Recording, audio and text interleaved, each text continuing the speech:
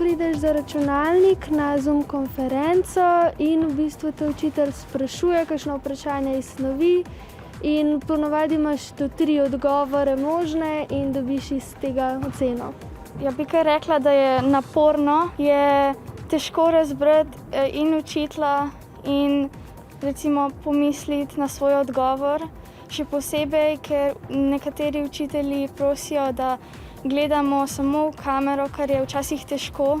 Večkrat se je treba učiti, pa dal se je treba učiti. Če se da goljufati, da ne. Pri enih predmetih ti ni bilo treba kamere imeti vklopljeno in si pač lahko imel zraven zvezek in si dobil pač tudi boljšo oceno. Nekatere ocene niso bile tako realne. Se mi zdi, da imam tako boljše ocene prek pač konference, kakor v šoli. No. Bi pa zmanjšala število ocen. In če bi zdaj tudi prekinili pač ustno spraševanje, bi se, ko pridemo nazaj v šolo, čisto preveč snovi nabrali.